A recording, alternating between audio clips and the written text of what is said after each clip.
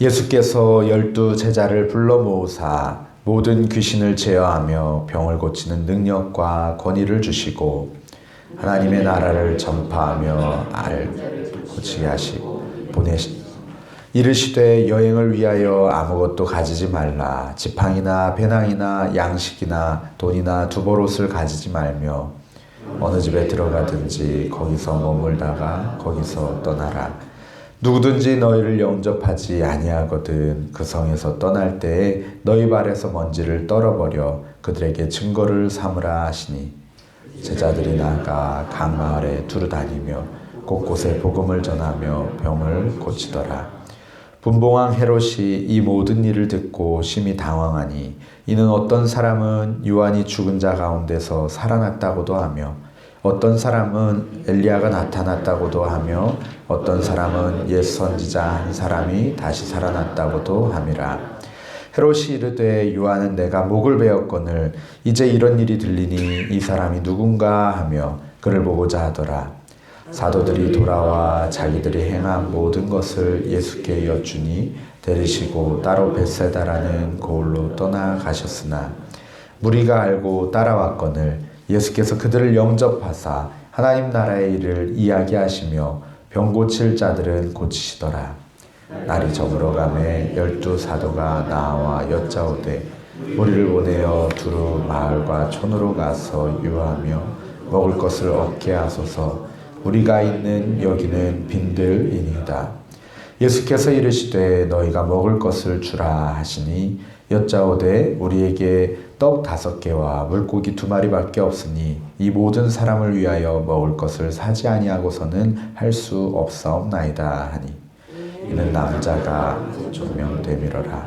제자들이 이르시되 때를 지어 앉히라 하시니 제자들이 이렇게 하여 다 앉힌 후 예수께서 떡 5개와 물고기 2마리를 가지사 하늘을 우러러 축사하시고 떼어 제자들에게 주어 우리에게 나누어 주게 하시니 함께 읽겠습니다.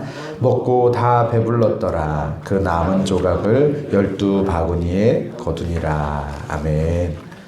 누가복음 9장을 관통하는 하나의 주제를 꼽자면 제자입니다. 공식적으로 12 제자를 모아서 그들에게 권능을 주시고 그들이 복음 전파를 위해 파송하시는 장면으로 시작됩니다.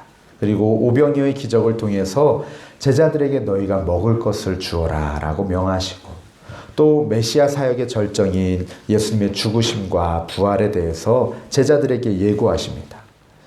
베드로와 요한과 야고보를 따로 데리고 변화산 사건을 통해서 예수님이 누구이신지 하나님의 아들이심을 보여주시기까지 합니다.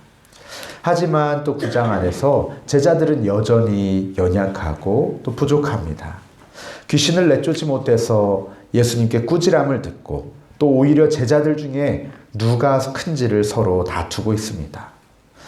마지막으로 예수님께서는 예수님을 따르는 자라면 예수님의 제자라면 뒤를 돌아보지 아니하고 오직 예수님을 따라야 한다라는 그런 제자도로 이 9장을 마무리합니다. 우리가 누가복음 9장을 이번 한 주간 묵상하면서 우리들은 예수님의 참된 제자인지 한번 돌아보시고 또 제자로서 예수님을 온전히 따르기로 결단하는 한 주 되시기를 바랍니다. 9장부터 12 제자들이 예수님의 사역에 본격적으로 참여합니다. 1, 2절 말씀을 보면은 예수께서 12 제자를 불러 모으사 모든 귀신을 제어하며 병을 고치는 능력과 권위를 주시고 하나님의 나라를 전파하며 앓는 자를 고치게 하려고 내보내셨다라고 기록하고 있습니다. 예수님은 12 제자를 불러 모으시고 직접 그들이 스스로 복음을 전하게 하십니다. 그들에게 모든 귀신을 제어하며 병 고칠 권능을 주십니다. 말로만이 아니라 하나님의 나라의 권능을 몸소 체험하게 하십니다. 아무것도 의지하지 말고 하나님만 의지하여 이 복음을 증거하게 하십니다. 그 복음인 하나님의 나라가 실현되었음을 눈으로 직접 보고 경험하도록 귀신을 내쫓고 병 고치는 능력을 주십니다. 이것은 이사야 61장 1절 2절에 대한 메시아에 대한 말씀의 실현이고 또 예수님이 나사렛 회당에서 선포하신 예수님 자신의 메시아로서의 사명입니다. 누가복음 4장 18절 19절 말씀에 보면 주의 성령이 내게 임하셨으니 이는 가난한 자에게 복음을 전하게 하시고 내게 기름을 부으시고 나를 보내사 포로된 자에게 자유를 눈먼 자에게 다시 보게 함을 전파하며 눌린 자를 자유롭게 하고 주의 은혜를 전파하게 하려 하심이라. 이 말씀처럼 제자들이 나아가서 예수님의 복음을 증거하며 병 고치는 귀신 들린 자들을 고치는 그런 능력을 행하게 하셨습니다. 예수님께서 하나님 나라의 복음을 이처럼 전하셨던 것처럼 제자들도 복음의 전도자로 삼으셨습니다. 이들이 전한 복음은 예수님이 선포하신 것처럼 때가 찼고 하나님 나라가 가까웠으니 회개하고 복음을 믿으라, 예수님을 믿으라 라는 메시지입니다. 6절 말씀은 제자들이 나가서 각 마을에 두루다니며 곳곳에 복음을 전하며 병을 고쳤다라고 기록하고 있습니다. 이처럼 놀라운 말씀의 역사와 기적의 역사가 일어남에도 불구하고 나사렛 사람들이 예수님을 배척한 것처럼 때때로 제자들도 영접받지 못할 것이다 라고 말씀을 합니다. 하지만 예수님은 그러한 반응에 연연하지 말고 그저 발의 먼지를 떨어버리고 계속해서 복음 증거자의 사명을 감당하라고 명하십니다. 전도자로서 우리들의 역할은 복음을 전하는 것까지이고 구원의 역사는 하나님께 달려 있습니다. 우리들은 그저 계속해서 복음 증거하는 사명을 감당할 뿐이지요. 예수님은 하나님 나라의 복음을 더 많은 이들이 듣고 회개하며 돌아오기를 원하셨습니다.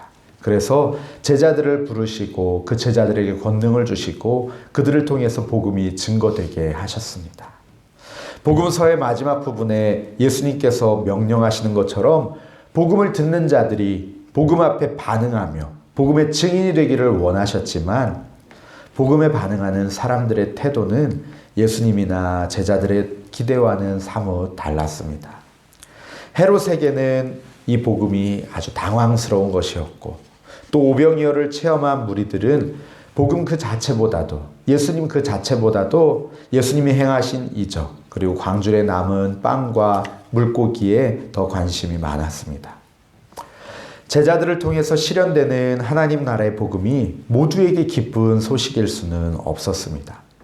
자신의 부도덕함을 질타한 세례 요한의 목을 베었던 헤롯은 요한이 죽은 자 가운데서 살아났다는 소문을 듣고 심히 당황합니다. 그는 이렇게 이야기하면서 예수님에 대해서 궁금해합니다.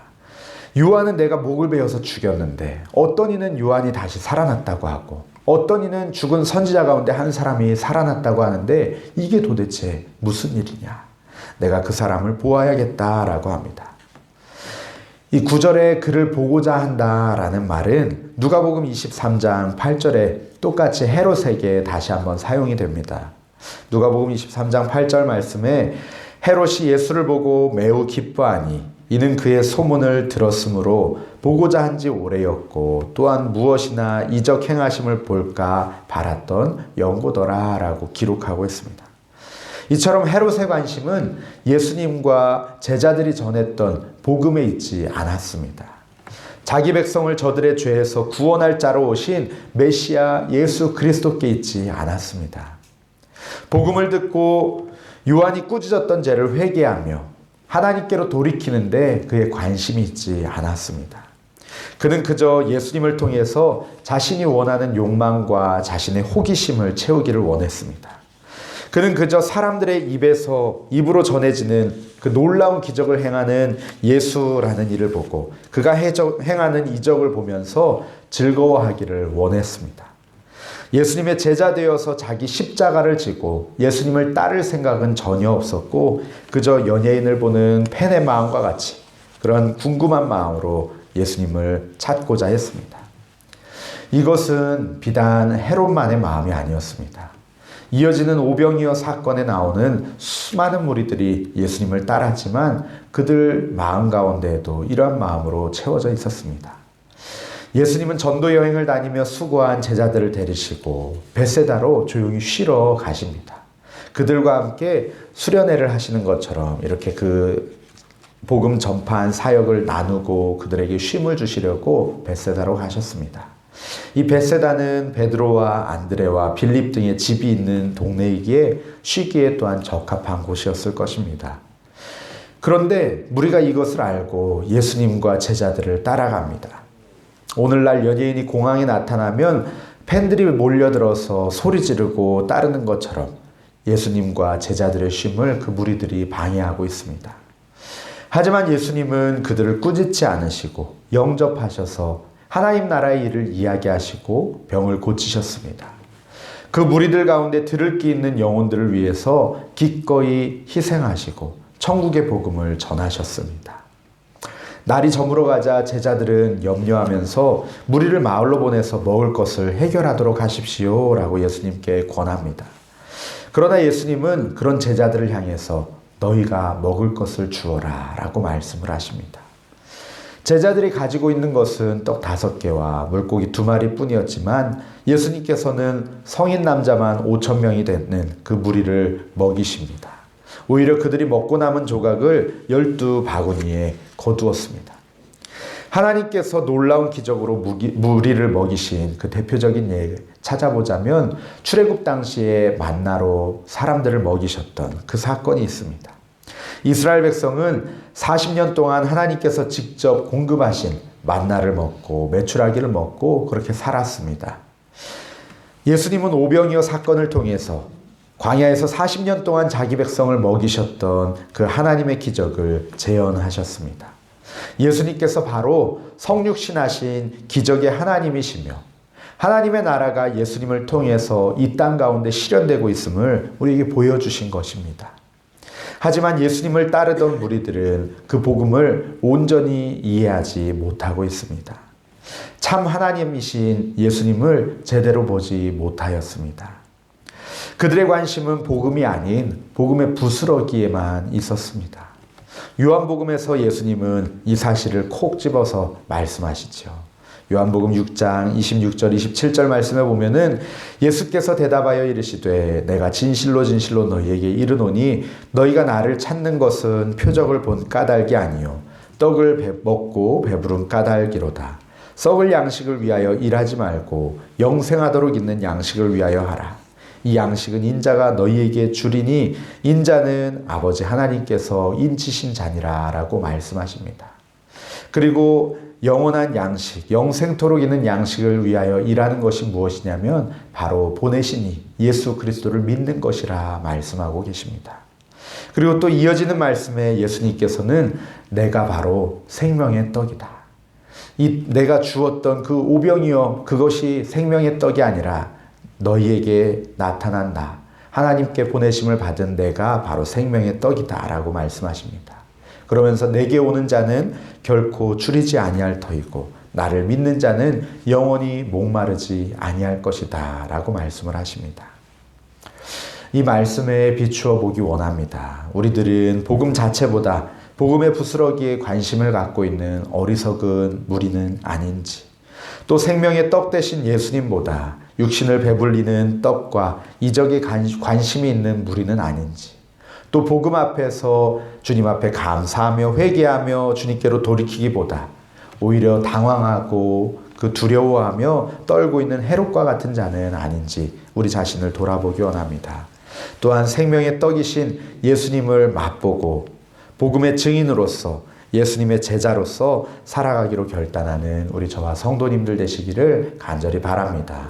우리 이 시간에 함께 말씀을 붙들고 기도하기 원합니다. 하나님, 예수님께서는 복음을 증거하며 병 고치며 귀신 들린 귀신을 쫓으며 예수님이 참 하나님이심을 보여주셨습니다. 예수님만이 생명의 떡이시며 길이요 진리요 생명 되심을 보여주셨습니다. 그러나 사람들은 그 생명의 떡 대신 예수님을 온전히 바라보지 못합니다. 그 복음을 온전히 받아들이지 못합니다. 하나님, 우리들 예수님의 복음 받아들이게 하여 주시고 그 복음을 맛보게 하여 주시고 생명의 떡 대신 예수님을 맛보게 하여 주시고 그 예수님을 증거하는 자로 살아가게 하여 주시옵소서. 우리의 삶 가운데 복음의 역사가 나타나는 예수님의 제자 되게 하여 주시옵소서. 그리고 개인적으로 가지고 나오신 기도 제목으로 함께 기도하시겠습니다.